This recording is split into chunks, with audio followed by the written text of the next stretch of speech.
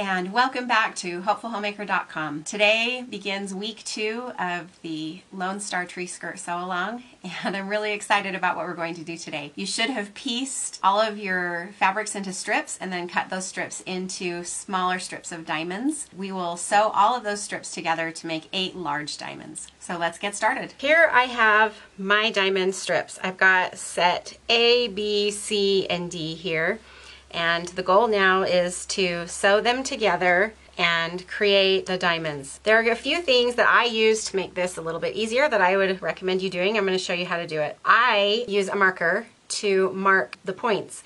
It can be a little bit tricky when you're sewing together angles going opposite directions, if you can see that. When you're sewing together angles in opposite directions, it can be a little tricky to find a perfect 1/4 inch seam allowance. So I mark mine before I begin. I typically just use a really fine point Sharpie.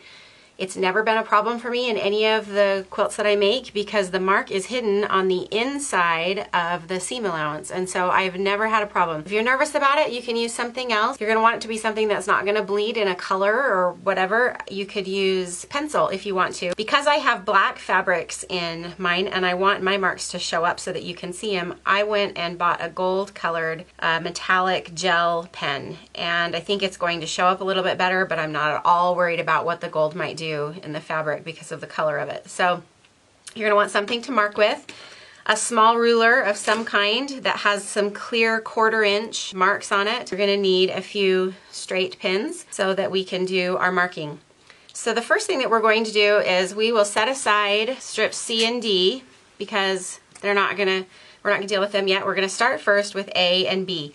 And this is the seam that we're worried about, is between these two. Now I'm going to be turning them over to mark them, so to keep myself from getting confused, on the top of my stack, I can just take a little pin here and I'm going to mark the side. This helps me to remember when I flip it over and I'm doing the marking that this is the side that I'm worried about the seams on, and this. I don't want to deal with either of these right now, just this one, so I don't confuse myself. I'm going to set aside strip 2 for a minute, and I'm going to start with strip set A. So I'm going to demonstrate for you how I go about doing that. The marks that I place on my strips need to be 1/4 of an inch away from the tip of the seam because it's going on a diagonal. So in this case I'm going 1/4 of an inch to my left or your right and 1/4 of an inch down, and that spot right there is my mark.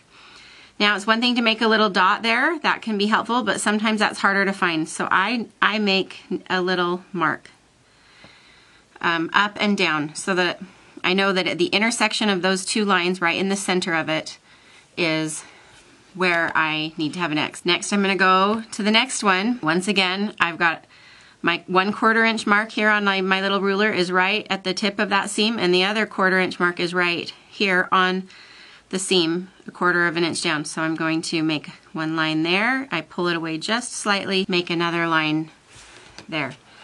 So you can see I've got my next mark. Finally, I come over to my last one, line up my ruler exactly the same way, little line, line, and I've got it marked.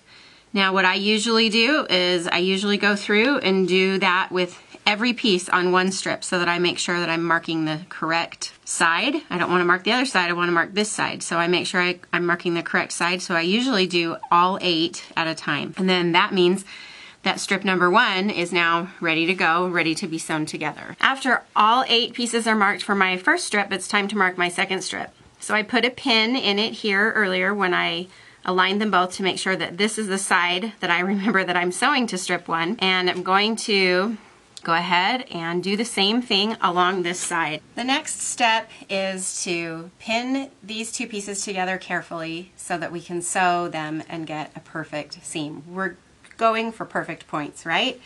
That's our goal. So I'm going to take the pins out that I had used to mark. I've got them lined up, and I am going to flip my second strip over and put it on top of the first strip. Now what I want to do is I want to pin each of these seams. So I want the little mark here and here to line up. Here's how I do that. First I take a pin and I carefully find the very center, which should be going right through the seam of the first piece. You can see I'm a little off. I didn't go straight through it. So I'm going to go straight through. So my pin should be coming out right in between the seams on this.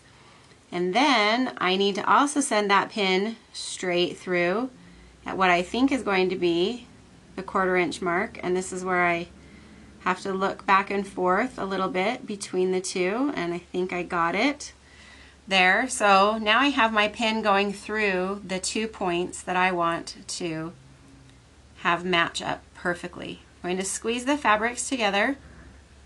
I'm going to check and make sure that the pin itself is going pretty straight. Now I can have the pin going through 2 points, but if when I hold the fabrics together the pin is like this, then probably things aren't perfectly lined up. I really want it to be totally straight so that when it goes through my machine I'm perfectly straight.